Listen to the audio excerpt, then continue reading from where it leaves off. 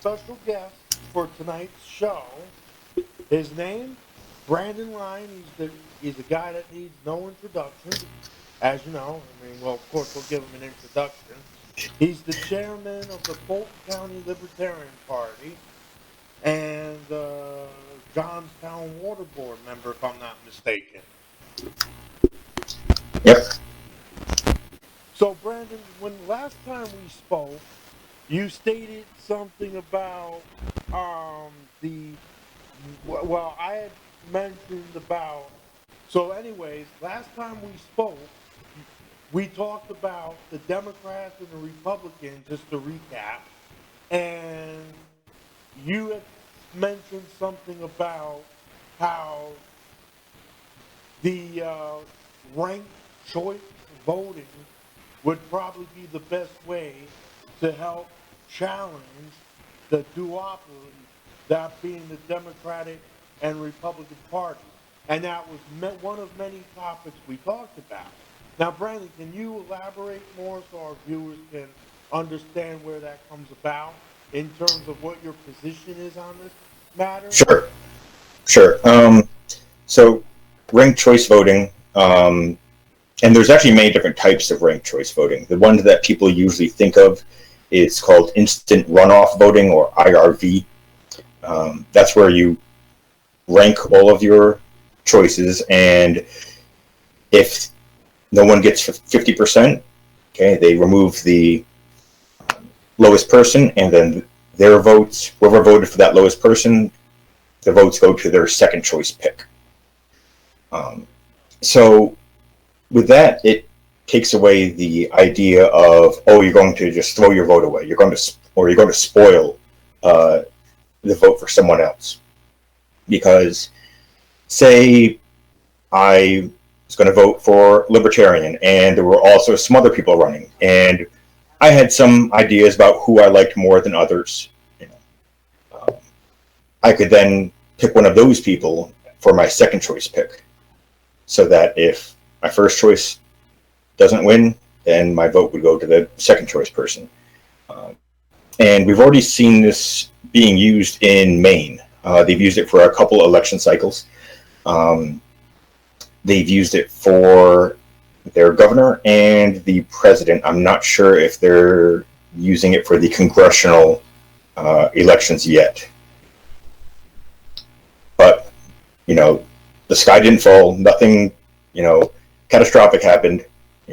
So changing the way that we vote isn't, this huge monumental task. It's actually relatively simple to implement. All you'd have to do is, for whatever office you're voting for, is just pick, 1, 2, 3, first, second, third, and so on. Honestly, most of the offices that we vote for, there's only usually one, maybe two people. So the ranked choice voting really only comes into play when there's more than two. And so there's 3 or more, which for most local offices you don't have, at least not currently. I do think that if we start using ranked choice voting, I think that more voices would be able to be heard, just because you wouldn't have that constant mantra of you're throwing your vote away, or, oh, you're just spoiling the vote for, the Republican or Democrat, depending on who you're talking to. So I think that pretty much sums it up. Right. Because the other thing is, when they discuss, like, spoiling the vote, that also perpetrated in the media. So the media will say, oh, if you vote for the Libertarian Party or for whatever political party you choose, and it's not the Democrats or Republicans, like you said, then you're wasting your vote, or a vote for a Libertarian is a vote for Trump, or a vote for a Libertarian is a vote for Biden. And therefore, you're a liberal Democrat because you voted your conscience or whatever, right? And so, what's your take on that, and how would that be? And could we influence the media in some shape, matter, or form? Or do you think we could also have the option to have alternative media outlets to challenge that? Well, you can certainly have alternative media outlets. The problem lies in getting those alternative media outlets in front of the eyes of, say, just the regular voter. Because as you're probably aware, there are, you know, 1,000 different websites and blogs um, by people in the liberty movement, um, and really the only people that see those are other libertarians, which is good. It does serve a purpose, getting information out there to other libertarians, but they don't really have that much of an impact when it comes to electing people yet, because they are non-traditional media.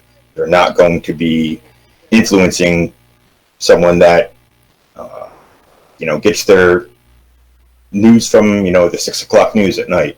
Um, could we influence media? Well, with traditional media, uh, unfortunately, knowing about Larry Sharp's run for governor, it was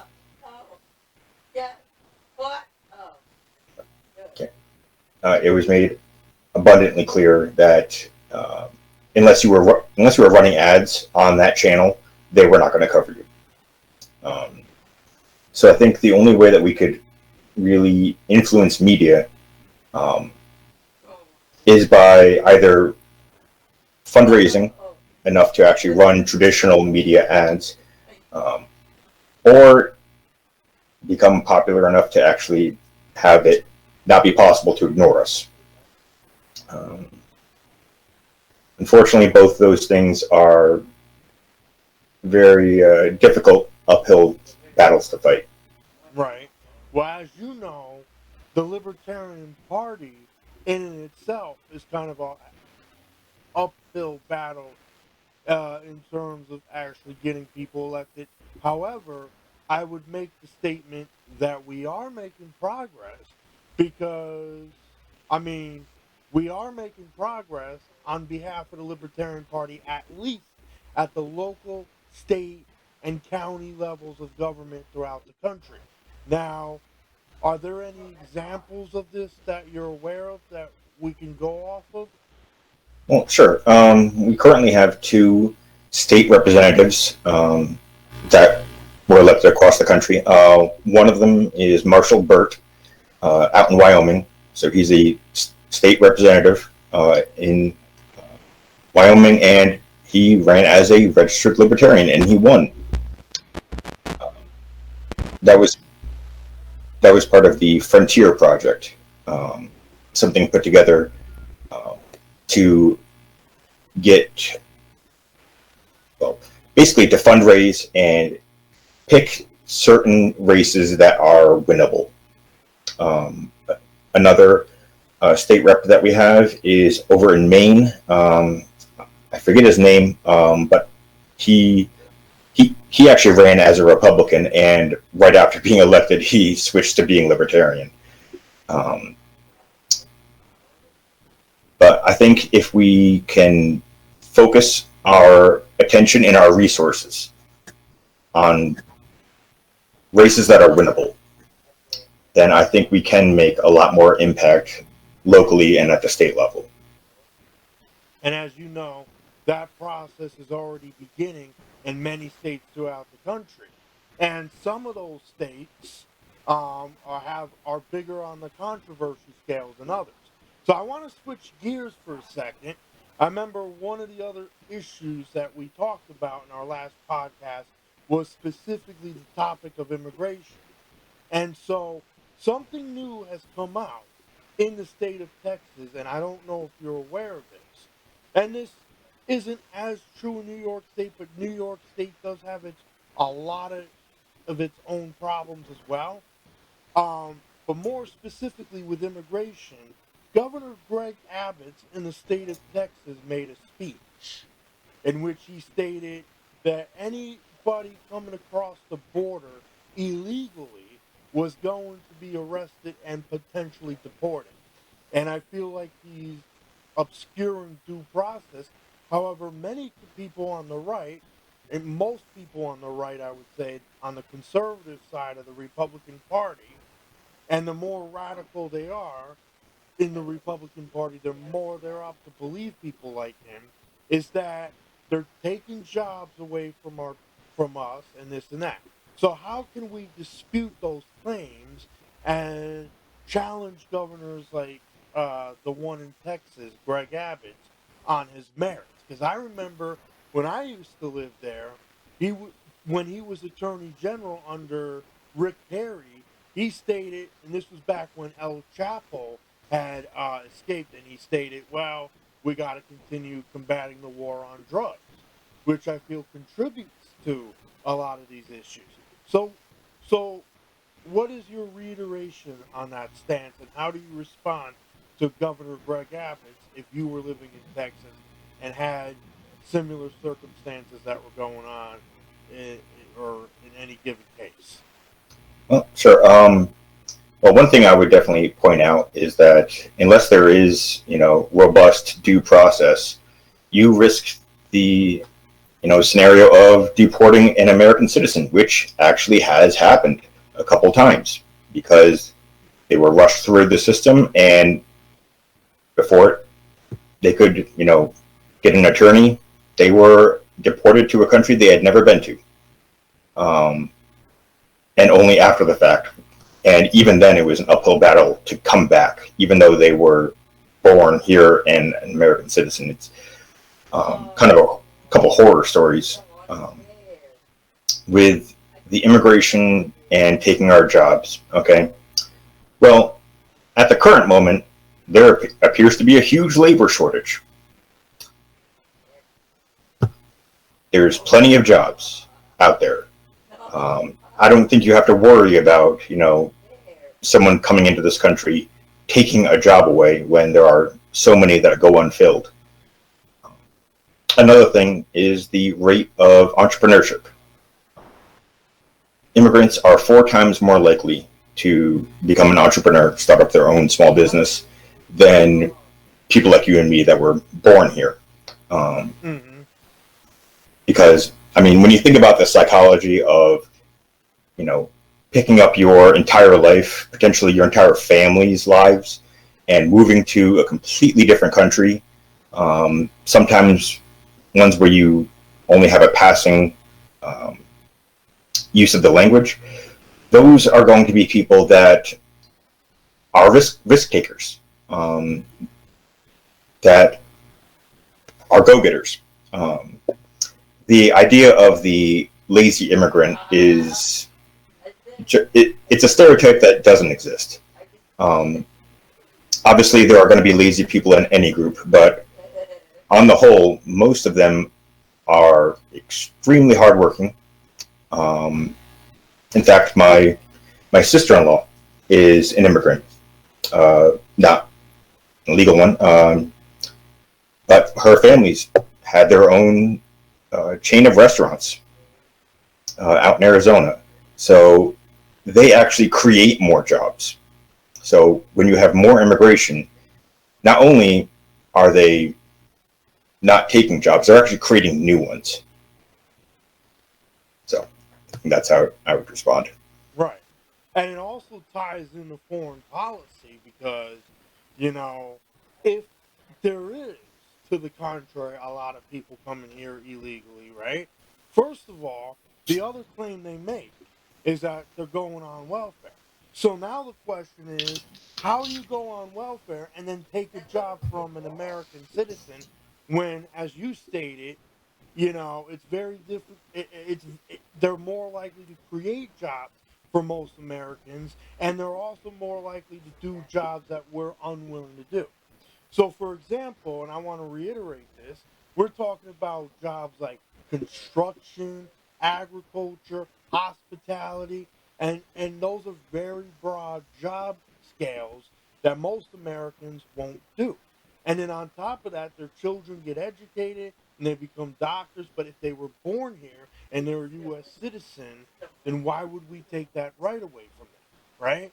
So these are some of the ways we could counter that argument, right? But I feel Mhm. like if there are more people coming here illegally, I think, and I don't believe that to be the case, but if that is the case, that could be attributed to our foreign policy. Yes. Well, first, just let me touch on the welfare part. Um, there was a law signed into effect in the 90s under Clinton, which barred any illegal immigrant from receiving any federal um, welfare programs. Okay, and that's still on the books. So the idea of someone coming here and then instantly registering for welfare, that just is impossible. Mm-hmm. Now, that being said, there are some states that do extend certain welfare programs to undocumented people, but that's really an issue at the state level, not at the federal level or at the which is the level where immigration policy is set. Um, Now, with the foreign policy, that is definitely one of the driving factors. We have spent decades destabilizing other countries, invading, or supporting coups. I mean, heck, the only reason why we have the Panama Canal is because, you know, we parked a couple of warships off the coast when there was a coup in Colombia to create the new nation of Panama, which instantly gave us permission to create the Panama Canal. So it goes back a long ways, and it's still happening. We still, despite the outcry of, oh, the Russians were meddling in our elections, or the Ukrainians, or China is meddling in our elections, we have done so much damage by meddling in other countries' elections. Um, Sometimes subtly, sometimes just with, a hostile takeover, an invasion. Um, and so these countries, they have a history of being unstable, which does not do well for large businesses. Businesses want stability. They want to know that if they build a factory, it's not going to become nationalized in a decade. Um, so, and also with the war on drugs, we have it's one of the most idiotic policies that we've had in the last 50 years.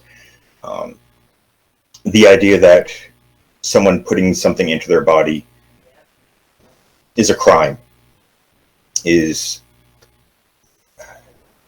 ludicrous. I can't think of a better word. And that's one of the main ways where a lot of these countries, a lot of the people in these countries, get their money because it's illegal, it's expensive. So if you can grow it down there and you can ship it up to the United States, you can make a lot of money. And that's what created all of the cartels. If, there were no cartels before the war on drugs because there was no need for them. Now, obviously, there was organized crime, but they weren't involved in the drug trade because it was legal. You could go down to the pharmacy and get cough syrup with heroin. Now, I'm not saying that we should go back to that, but just to put it out there as, how open it was. And those cartels further destabilize the countries that they're in. It's kind of like a vicious cycle where businesses aren't going to move in because they're unstable. And since they're unstable and businesses won't come in, their economy, is in ruins. And because their economy is in ruins, people turn to other means of making money. And it just goes on and on and on like that. And so that all attributes to immigration, Yes. and then when you have governors like Greg Abbott, the situation in those states and throughout the country gets worse and worse and worse. So, in fact, they're not just making things worse for Texas under the Greg Abbott's regime, they're making things worse for the whole country by having people like Greg Abbott get away with, okay, we're just going to arrest you and then deport you, right? And then Biden hasn't stepped in to say, look, you can't do that. If you do that, we're going to arrest you for whatever reason or whatever it is he's legally allowed to do against the governors. Yeah, well, actually, one thing that came to mind was an analogy I heard a while back about if you what we do with Latin American countries and immigration. It's like setting your neighbor's house on fire and then saying that they can't leave. So, of course, they want to immigrate because their country, especially their economies, are in ruins. Yeah, with Biden and the immigration, that is one area that, I mean, I didn't have high hopes for Biden by any means, but I thought maybe immigration would be one thing that would improve. But he's continued to the same policies that Trump has. We still have kids in cages. We still have families being separated. We still have no movement on any kind of immigration reform, which is desperately needed. And it's almost like one of those things where you almost have to elect a libertarian on behalf of the Libertarian Party to Congress just to start making some of the, or influencing the legislators in Congress to start making some of these changes. And until that happens, I feel like they're just going to keep, oh, it's the Republicans' fault. Oh, it's the Democrats' fault. And then, it carries over at the state level and at the local levels. So that's why I was asking you earlier, like, how we can improve on getting the libertarians elected. And I think you've made a very good point on it. Now, the other thing I think is that we talked about in our last podcast or whatever it was taxes. And you mentioned the fair tax. Mm-hmm. Because okay.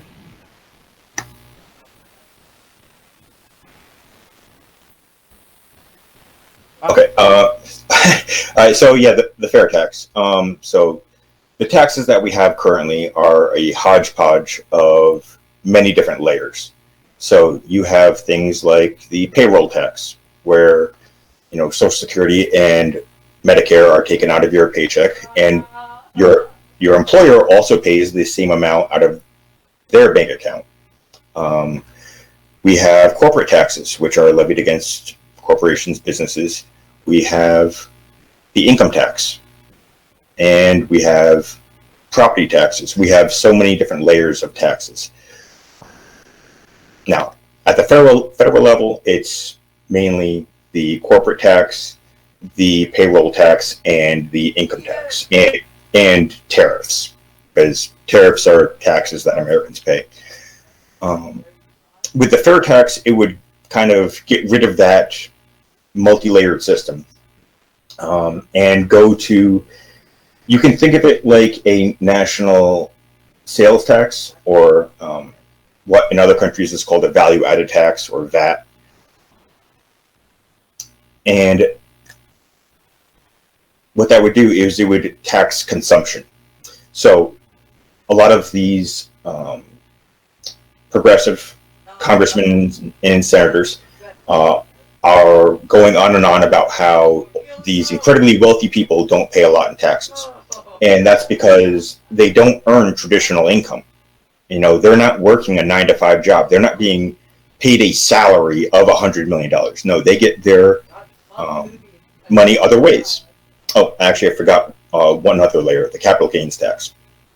So what this would do is it would, whenever they buy something, it would be taxed. So right off the bat, money is only worth something if you can use it. So whenever someone buys something, and obviously the wealthy are going to buy a lot more than the poor. One, I'd say, drawback that I've heard of sales tax in particular is that it hits the poorest the hardest, because they spend more of their money, buying things, not investing. And that's another thing that the fair tax does actually take into consideration. So it would set basically a floor at the poverty level, and every American would get a what's called a prebate. It's like a rebate, but before of the sales tax that would be spent on that poverty level of consumption. So that makes it, instead of a regressive tax, a progressive tax. And everyone would get the exact same amount as a prebate. So it would get rid of tax loopholes, it would get rid of lobbying. There's a reason why our tax code is tens of thousands of pages long. This would simplify it to basically a single form, that a lot of businesses already do. All the ones in New York do, at least, where it's just collecting sales tax. So, I mean, the IRS would go away. The one group that it would actually, probably the only group that it would negatively impact would be the tax preparation industry that we have here in this country. In most other countries, people can just do their taxes on a single sheet of paper, or sometimes they're actually even done for them, and they just have to sign off. But we have such a convoluted mess of a system that it requires professionals that's their only job, is preparing taxes and trying to do accounting to make the amount of tax burden the lowest that it can be.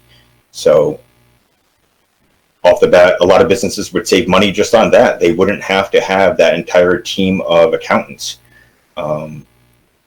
working for them.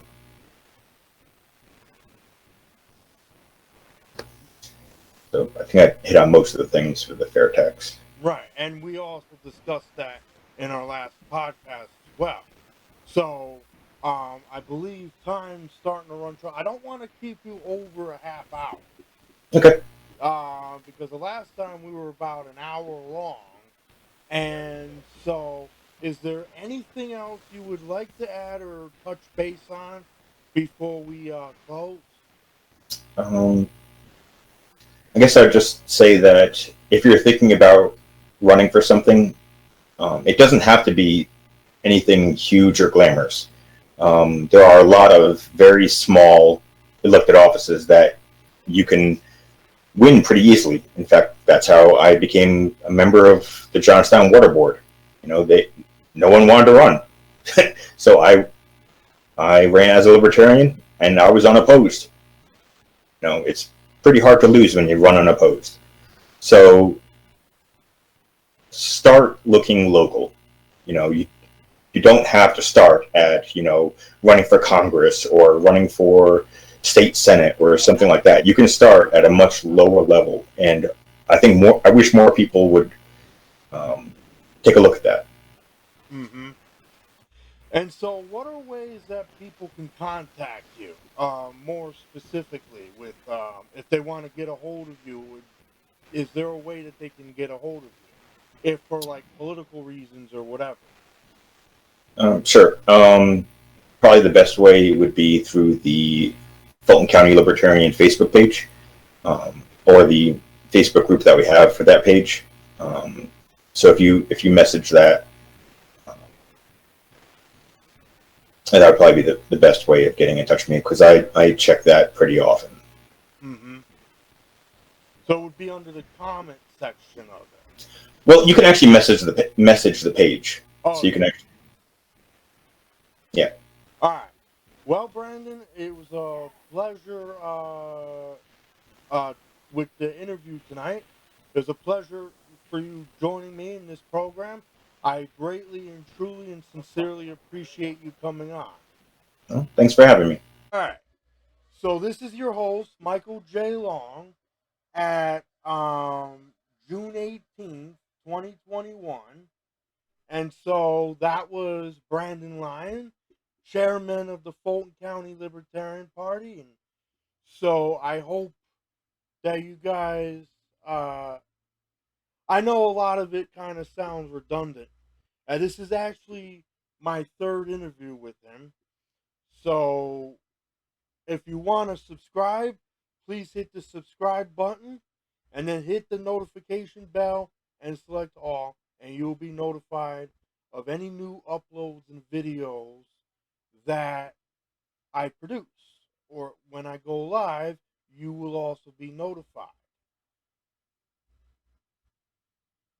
So again, I'm Michael J. Long, host of Michaels Libertarian Pizza Party, and thank you for joining me. I appreciate it.